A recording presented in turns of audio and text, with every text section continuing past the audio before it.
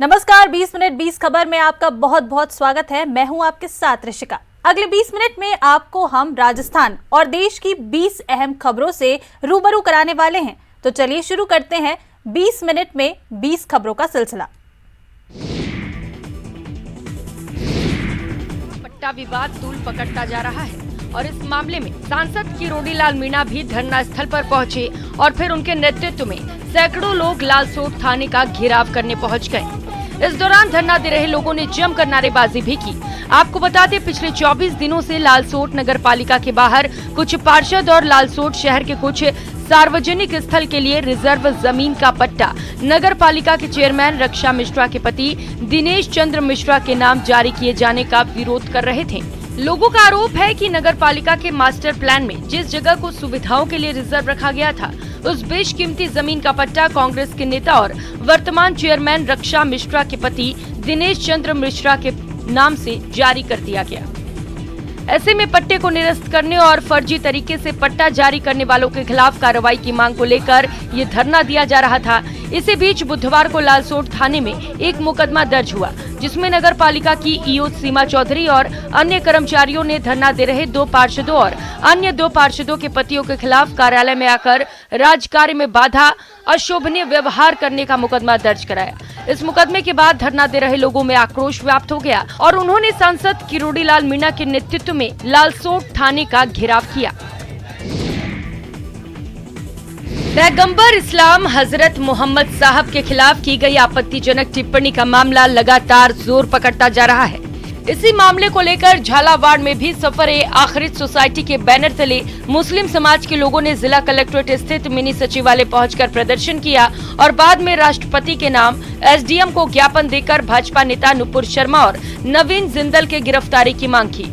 इस मामले में मुस्लिम समुदाय के लोगों ने कहा कि बीजेपी नेता नुपुर शर्मा और नवीन जिंदल ने हजरत मोहम्मद साहब के खिलाफ आपत्तिजनक टिप्पणी की है, जिससे विश्व के करोड़ों मुस्लिम समाज के लोगों की धार्मिक भावनाएं आहत हुई हैं। लेकिन इनके खिलाफ कोई कठोर कार्रवाई नहीं की गई और अब तक दोनों नेताओं की गिरफ्तारी भी नहीं हुई है। इसी मामले को लेकर मुस्लिम समुदाय में खासा रोष है। पैगंबर जनाब मोहम्मद रसूलुल्लाह सल्लल्लाहु अलैहि वसल्लम की बारगाह में गुस्ताखी किया है, ये नाकाबिल बर्दाश्त है। शांति के साथ, अमन और सुकून के साथ हम यहाँ आए हुए हैं कि हमारे साथ इंसाफ होना चाहिए। प्रदेश में इन दिनों एक साथ अलग अलग इलाकों में फैले दंगे के बाद रैपिड एक्शन फोर्स ने इसे रोकने के लिए अपनी तैयारियां शुरू कर दी हैं। इसी क्रम में रैपिड एक्शन फोर्स की 83वीं बटालियन इन दिनों झुंझुनू आई हुई है। इस बटालियन के साथ इसके सीईओ प्रवीण कुमार सिंह भी झुंझुनू पहुंचे हैं, जिन्होंने अब तक बटालियन की ओर से किए गए फ्लैग मार्च की समीक्षा की और साथ ही उन्होंने एसपी प्रदीप मोहन शर्मा के साथ भी लंबी चर्चा की। इस चर्चा के दौरान जिले की कानून व्यवस्था और संवेदनशील इलाकों को लेकर बातचीत की गई। इस मौके पर सीईओ प्रवीण कुमार सिंह ने बताया कि 12 जून तक उनकी फोर्स हर थाना इलाके में जाकर जानकारी हासिल कर रही है, ताकि किसी भी परिस्थिति में तुरंत आरएएफ के बटालियन स्थिति को नियंत्रित कर सके। रैपिड एक्शन फोर्स बेसिकली दंगा नियंत्रण के लिए बनी हुई है और हम लोग जैसे 83 बटालियन जो कि जयपुर में स्थापित है, इसका काम ही यही है कि राजस्थान में जितने भी डिस्ट्रिक्ट्स हैं उसके अंदर कभी भी अगर ऐसी सिचुएशंस डेवलप होती हैं तो उसमें रिएक्ट कर सके, जल्दी पहुंच सके और सिचुएशन को संभाल सके। बिसाऊ कुछ क्षेत्र थाना क्षेत्र बचे हैं, उनमें इनका फैमिलाइजेशन प्रोग्राम जो है उसमें चलेगा। इनकी अधिकारी और जो जवान हैं पुलिस के थाने के सीईओ एसएचओज साथ जाएंगे और संवेदनशील क्षेत्रों का दौरा करेंगे। जोधपुर के लूणी इलाके में हो रहे अवैध खनन को रोकने के लिए खनिज विभाग ने आरएसी का जाब्ता तैनात किया है। खनिज विभाग के अभियंता परवीन अग्रवाल ने बताया कि इस क्षेत्र में अवैध बजरी खनन और परिवहन की समुचित रोकथाम के लिए जिला कलेक्टर के आदेशानुसार क्षेत्र के बजरी खनन और परिवहन वाले स्थानों पर आरएसी दलों की तैनाती की गई है। उन्होंने बताया कि पूर्व में भी आरएसी जाब्ते को बजरी खनन रोकथाम हेतु लगाया गया था। अब वर्तमान में राज्य सरकार द्वारा चलाई जा रही विशेष अभियान के तहत निरंतर जांच हेतु बजरी के अवैध खनन पर प्रभावी नियंत्रण के लिए जाब्ता लगाया गया। बीकानेर के श्री डूंगरगढ़ थाना क्षेत्र में ट्रक कार की भीषण टक्कर में पति पत्नी समेत 4 लोगों की मौत हो गई। हादसे में मृतक दंपत्ति के बेटे बहू गंभीर रूप से जख्मी हुए, जिन्हें पीबीएम ट्रॉमा सेंटर में भर्ती कराया गया है। थानाधिकारी वेदपाल श्योराण ने बताया कि यह हादसा बीकानेर श्री डूंगरगढ़ नेशनल हाईवे पर हुआ। ट्रक और कार की आमने सामने की टक्कर हुई, जिसमें कार का अगला हिस्सा पूरी तरह क्षतिग्रस्त हो गया। एक्सीडेंट के कुछ देर बाद ही रास्ते से गुजर रहे लोगों ने घायलों को बाहर निकाला। इसके बाद पुलिस मौके पर पहुंची, लेकिन तब तक 3 लोगों की मौत हो गई थी, जबकि एक ने अस्पताल में दम तोड़ा। टेलर और छोटी गाड़ी था, ये तीन की बॉडी है, एक बॉडी बिका नहीं।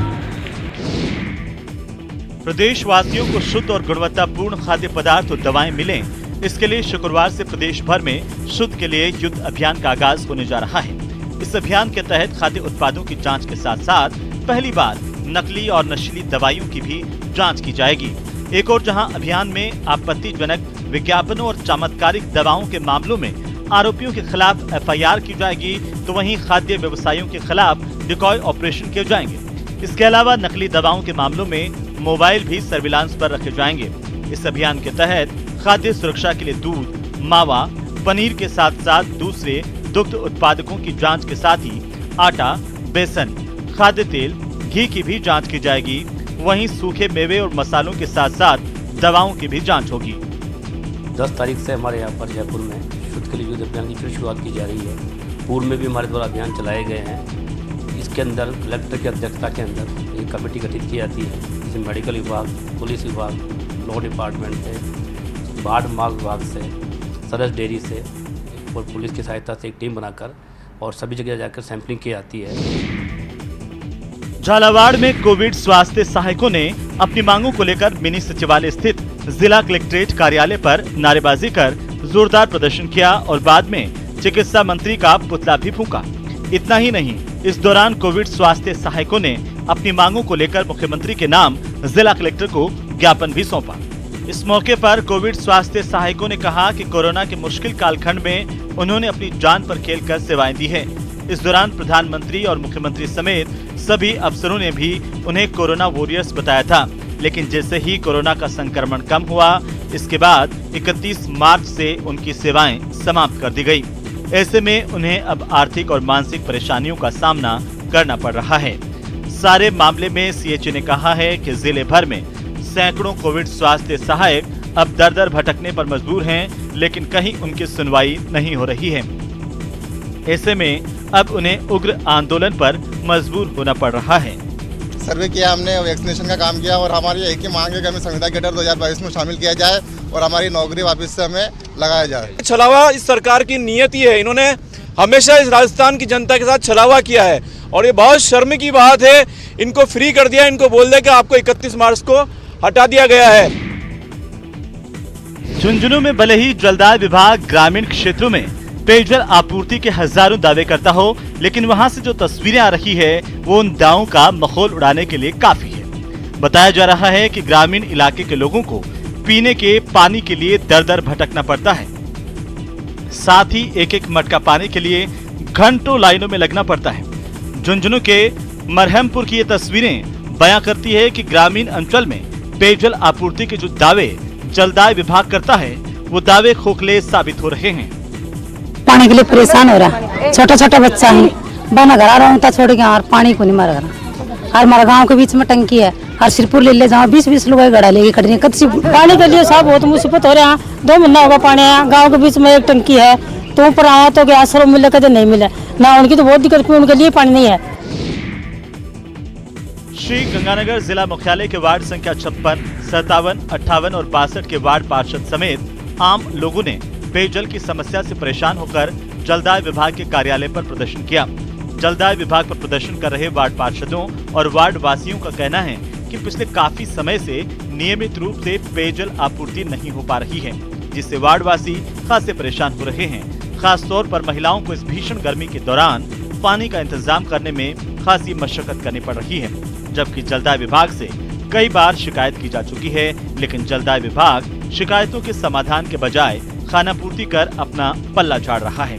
यहाँ तक कि वार्ड पार्षदों ने जलदाय विभाग के कार्मिकों पर न केवल लापरवाही बल्कि भ्रष्टाचार के भी गंभीर आरोप लगाए हैं। पानी की शिकायत बहुत ज़्यादा है, हम जाते हैं इनके पास। मैं खुद 2-3 बार जाके आया हूँ, लिखित में भी दे के आया हूँ। कभी कभी ऐसी बात हुई है, वहाँ से पानी खोलते हैं कि हमने पानी छोड़ दिया है, वो पानी का पता ही नहीं पड़ता कि पानी कहाँ जा रहा है। पानी के लिए लोगों की भीड़ की ये तस्वीरें जोधपुर की हैं। कहने को तो यहाँ पानी की कोई दिक्कत नहीं है, लेकिन लोगों की ये भीड़ ये बताने के लिए काफी है कि हकीकत में ग्रामीण इलाके के लोग पानी के लिए किस कदर परेशान हैं।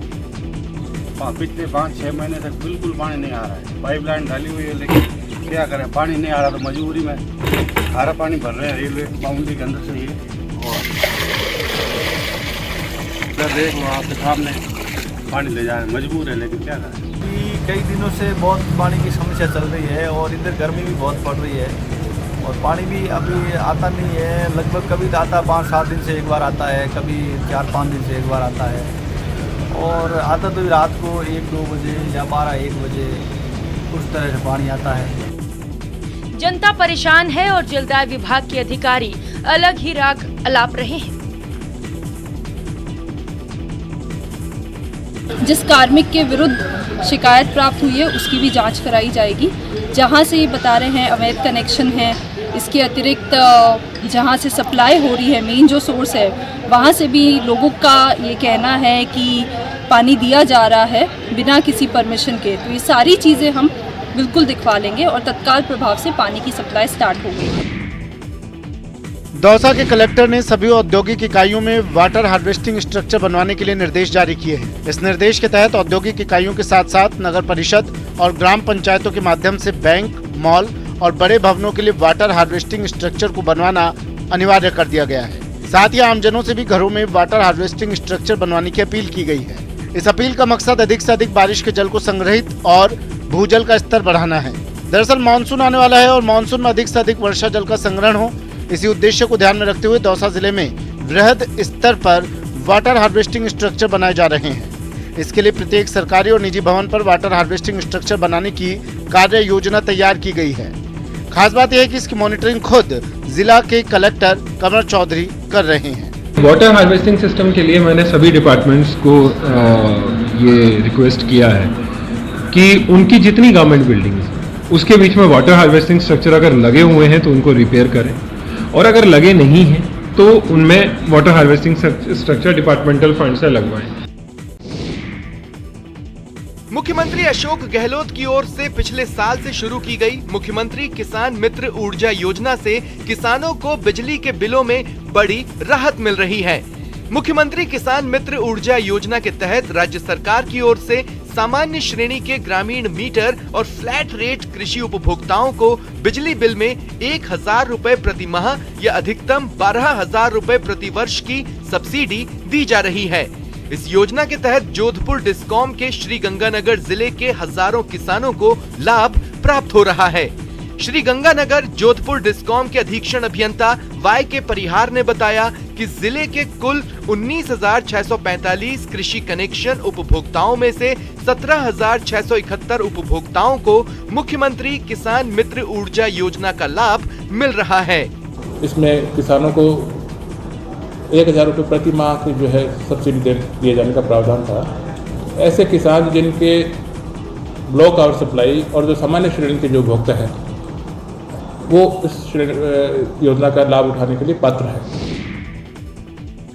सीएम अशोक गहलोत की ओर से आम लोगों की समस्या के समाधान को लेकर शुरू किए गए उपखंड स्तरीय जन सुनवाई कार्यक्रम पीड़ितों के लिए वरदान साबित हो रहे हैं।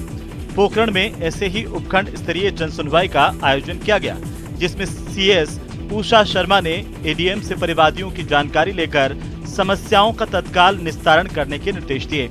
आपको बता दें कि राज्य सरकार के निर्देश पर इस उपखंड स्तरीय जन सुनवाई का आयोजन किया गया। इस जन सुनवाई के दौरान सीएस ने वीसी के माध्यम से सभी अधिकारियों को जल्द से जल्द समस्याओं का निस्तारण करने के कड़े निर्देश दिए हैं। इसी निर्देश के तहत रामदेवरा के परिवादी नारायण सिंह तंवर की समस्या का भी समाधान हो गया। बताया जा रहा है कि उनके गांव कुडलियों की ढाणी में लंबे समय से पानी की समस्या थी, जो अब दूर हो गई है। खंड स्तरीय पे हुई है, उसमें मैंने आज पानी के लिए एप्लीकेशन लगाई और एडीएम साहब को पेश की और उसमें हमारे एडीएम साहब ने हमारे अधिकारियों को भेज दी और पानी का टैंकर दिलवा दिया और सुचारू रूप से व्यवस्था शुरू करे इसमें चलते। झुंझुनू शहर में एक विवाहिता का अपने ससुराल वालों से विवाद इतना बढ़ गया कि जब वह अपने ससुराल गई तो ससुराल वालों ने उसे घेर कर लाठियों से पीटा। केवल विवाहिता को ही नहीं बल्कि 5 साल के मासूम की भी ससुराल वालों ने जमकर पिटाई की। जानकारी के मुताबिक लांबा गांव की शबीना की शादी 2015 में झुंझुनू के चूरू बाईपास क्षेत्र के रहने वाले इरफान के साथ हुई थी। दोनों का एक 5 साल का बेटा भी है, लेकिन दोनों के बीच दहेज प्रताड़ना को लेकर 3-4 साल से विवाद चल रहा है, जो न्यायालय में विचाराधीन है। इसी दरमियान 3-4 दिन पहले शबीना जब अपने ससुराल गई तो उसे देखते ही ससुराल में मौजूद सास, ननद और अन्य सदस्यों ने शबीना पर लाठियों से हमला कर दिया। अपनी मां को पिटते देख 5 साल का मासूम खूब रोया और जब मां से लिपटने लगा तो उसे भी उसकी दादी और बुआ ने पीट दिया। पिटाई का ये वीडियो अब सोशल मीडिया पर वायरल है। वीडियो वायरल होने के बाद दोनों पक्षों की ओर से कोतवाली पुलिस को रिपोर्ट दी गई है और पुलिस मामले की जांच कर रही है।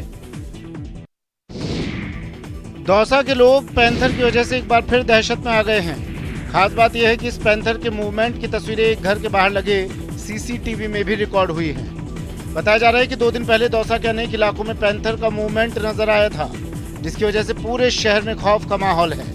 पैंथर के मूवमेंट की खबर से अब वन विभाग के लोग अलर्ट पर हैं। वन विभाग के डीएफओ वी केतन कुमार सहित अनेक अधिकारियों ने पैंथर के मूवमेंट क्षेत्र का दौरा किया और लोगों से अपील की कि वे समूह में घर से बाहर निकलें, अकेले घर से बाहर ना निकलें। वहीं शाम ढलते ही घर के बाहर और पशुओं के बाड़ों में लाइट रखें। वन विभाग के अधिकारियों का कहना है कि देवगिरी की पहाड़ियों पर अनेक पैंथर मूवमेंट कर रहे हैं, जिन्हें पकड़ने के लिए पिंजरा भी लगाया गया था और एक पैंथर को पकड़ा भी गया था। लेकिन अब जिस जगह पर पैंथर का मूवमेंट देखने को मिला है वो घनी आबादी वाला क्षेत्र है और देवगिरी पहाड़ी से करीब 2 किलोमीटर दूर मुख्य शहर में है। न्यूज़ 18 की खबर का एक बार फिर असर देखने को मिला है। जैसलमेर के जवाहर चिकित्सालय में उस डॉक्टर से उच्च अधिकारियों ने जवाब तलब किया जिस पर पैसे लेकर हेल्थ सर्टिफिकेट बनाने का आरोप लगा। आपको बता दें, न्यूज़ 18 राजस्थान की टीम को 1 जून को सूचना मिली थी कि जवाहर चिकित्सालय में हेल्थ सर्टिफिकेट बनाने के लिए डॉक्टर अवैध वसूली कर रहे हैं। इस पर हमारी टीम वहां पहुंची और स्टिंग किया तो पाया कि 3य श्रेणी ज्वाइनिंग भर्ती में चयनित शिक्षकों ने अस्पताल में मेडिकल सर्टिफिकेट बनवाने की फीस भरकर रसीद भी ली थी और उसके बाद चयनित शिक्षक मोहर और साइन करवाने डॉक्टर सुरेंद्र दुगड़ के पास पहुंचे, जहां डॉक्टर दुगड़ और उनके एक सहयोगी जो 24 नंबर कमरे में बैठे थे, चयनित शिक्षकों से 100 रुपए प्रति शिक्षक अवैध वसूली कर रहे थे।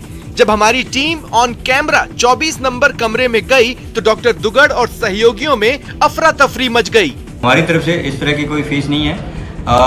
एक ये जरूर है जिसके लिए हमें कोई गाइडलाइन नहीं थी, मैं बीकानेर का भी देख रहा था।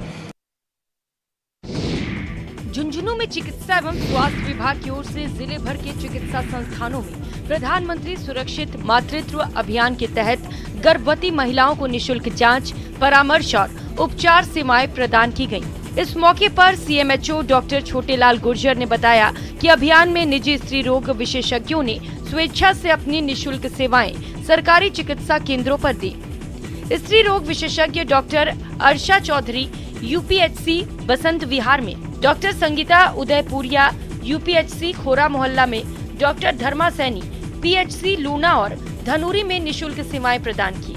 इसके अलावा जिले के 145 से अधिक चिकित्सा संस्थानों, पीएचसी, यूपीएचसी, सीएचसी, एसडीएच और डीएच अस्पतालों में चिकित्सा द्वारा गर्भवती महिलाओं के गर्भ में पल रहे शिशु और स्वयं की देखभाल के तरीके बताते हुए पोषण के बारे में भी जानकारी दी गई।